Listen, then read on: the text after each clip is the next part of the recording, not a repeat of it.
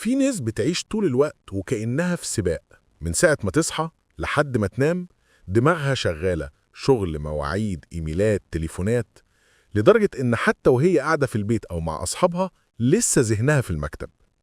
الشغل في حد ذاته مش حاجة وحشة، بالعكس هو مصدر إنجاز، أمان، وإحساس بالقيمة. مفيش أجمل من لحظة لما تخلص مشروع وتلاقي مجهودك بيظهر قدامك. لكن زي أي حاجة حلوة، لو زادت عن حدها بتتحول لضغط. تلاقي واحد راجع من شغله، بس بدل ما يقفل اللابتوب ويستريح يفتحه تاني يكمل شغل. وبعد شوية الناس اللي حواليه يبتدوا يحسوا إن وجوده جسدي بس، إنما دماغه في مكان تاني. أو تلاقي واحدة المفروض إن الأجازة فرصة للراحة، لكنها طول اليوم بتبص في الموبايل، يا ترى في إيميل جالي، يا ترى الاجتماع اتغير، بدل ما الأجازة تفصلها تبقى سبب توتر جديد.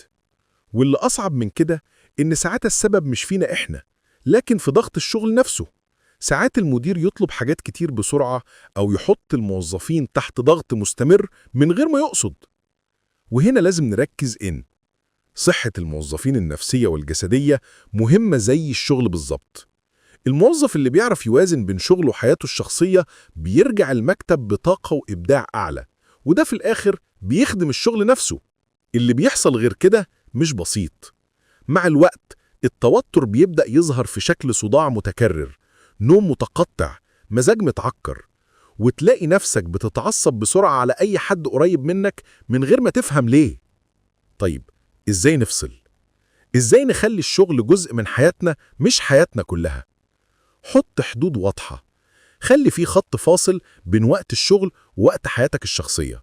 زي ما تخلص شغلك اقفل موبايل أو لابتوب الشغل.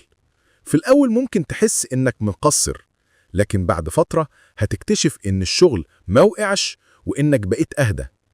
بريكات صغيرة خلال اليوم، حتى 5 دقايق تمشي في المكتب أو تشرب قهوة من غير ما تمسك الموبايل. الحاجات الصغيرة دي بتدي إشارة لدماغك إنها مش محتاجة تبقى طول الوقت.